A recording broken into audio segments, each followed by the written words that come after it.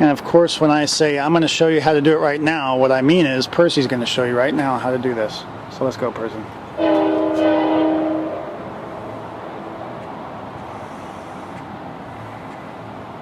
He takes a line of sealant straight down on top of his fasteners, but remember, since we have a pan system, we're not going to do that at the lower 3-inch sections. Okay, our lower chevron corners are going to be applied, but we're not going to backfill that corner with sealant the way we did at the top. We're not going to backfill the open corner with sealant the way we did at the top. And the reason we're not is that we're anticipating some water is going to get back there, and we're giving it an avenue for escape. Percy, put your hand on right there. That is going to be our path of least resistance for water to get out, along with the rest of that nail fin that's not sealed. However, that little seam that Percy's fingers were just on, right there, that is a path of least resistance. If we get water in our assembly, that's where it's going to go. Now listen, I can hear some of you techno geeks out there saying that we're using too much sealant. I hear you. Don't think I can't hear you, because I do. Here's what I'm going to tell you. This will never leak. Now, when people come to us and say they want a bulletproof method of window installation, what they mean is they want windows that will not leak. And let me assure you that this is not going to leak. First, let's get with the buttering it down.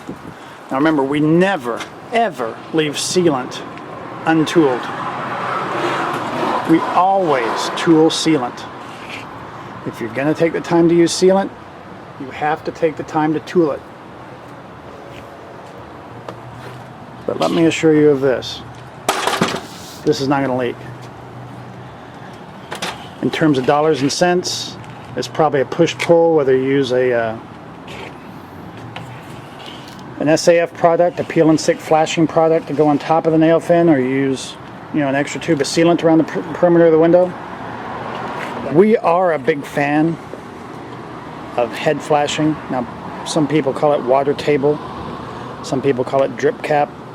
As we travel the country, we see it called different, terms. I'm going to call it head flashing or water table or drip cap. I guess I'm going to call it all of them. But this window is a 1-inch setback window, so we've got some 1-inch setback drip cap. This particular product is vinyl. It is very commonly seen in metal. The time to install this is before the weather resistive barrier is lowered, so I'd really prefer to see it installed now. Okay, now look, I know that the big problem here is who installs this, and usually the window guy is not the guy with the responsibility for this, and it's never in his bid. He never has the money in his bid to do this. However, the right time to do it in terms of sequencing is right now, before the DuPont, Tyvek, or whoever WRB you're using is lowered into place.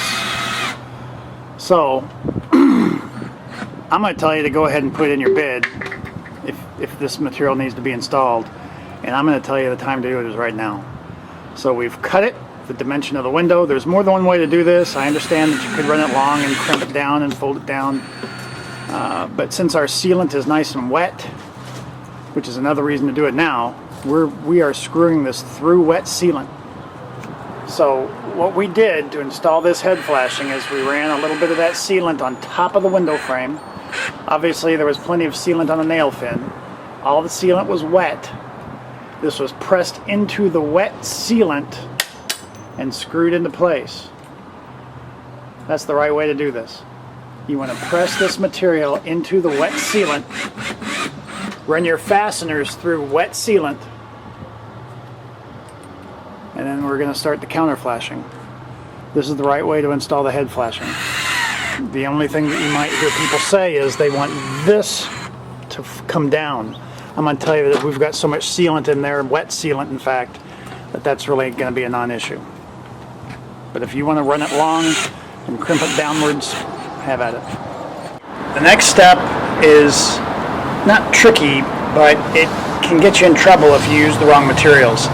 I don't want you to put a waterproof membrane that's incompatible with the sealant on top of wet sealant, because it will liquefy the membrane. And since I don't know the products that you're going to be using, on one hand I can just say be careful. On the other hand, I can show you a step that will protect you, because you may not know if they're compatible or not. So in this situation here, what we've got is at the edges, especially right here, we've got some wet sealant. Now what I would do, just to keep yourself safe, is I would run a high-end nail-on flashing product across the top of this first, because this, we're not worried about chemical incompatibility. And then I would put a peel and stick waterproof membrane on top of this. Now, is that overkill? You know, some people might say it is. Are you safe just leaving this nail-on flashing and not putting the additional waterproof membrane on top of that? You might be. But if it were me and if it were my home, I would layer this on first and then put a waterproof membrane on if I had any doubts about the compatibility of the sealant and the waterproof membrane. Now that you guys have swallowed all of that, hopefully, here's the other answer. You want that straight flash? DuPont makes a flashing product called Straight Flash. Now the cool thing about Straight Flash is that it's a butyl-based product. It's not a modified asphalt. Butyl likes everything. You can put butyl on top of any sealant that I know of. Certainly all the common sealants that are going to be used in the marketplace to install windows, and you won't have the chemical incompatibility issue.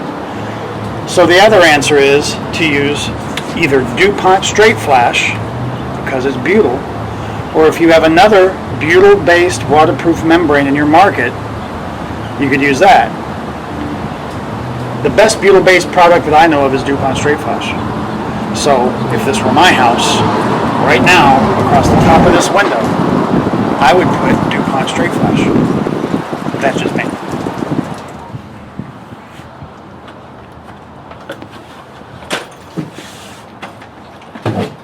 Okay, now our DuPont Straight Flash is in place. It's on top of our rigid head flashing or water table. It's time to pull the weather resistive barrier that we've held up temporarily downwards. It's going to layer nicely over other materials. Techno geeks call this counter flashing. We're going to hold this in place, and then we are going to apply Tyvek tape.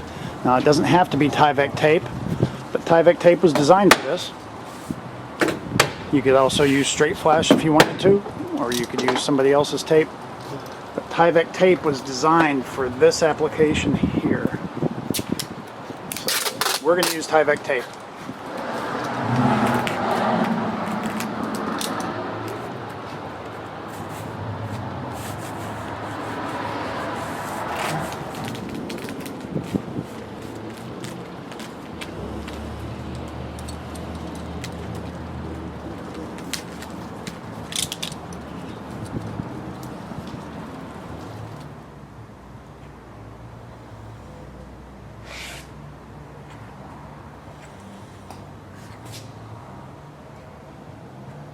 Okay, when we're done, here's how it looks.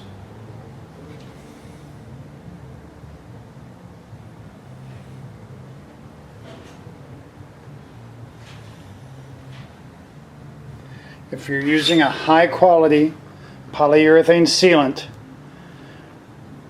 this will last a long time, water will not get through, and you'll be in good shape. I would not use silicone in this application. Hey, your video code for this video is 2000.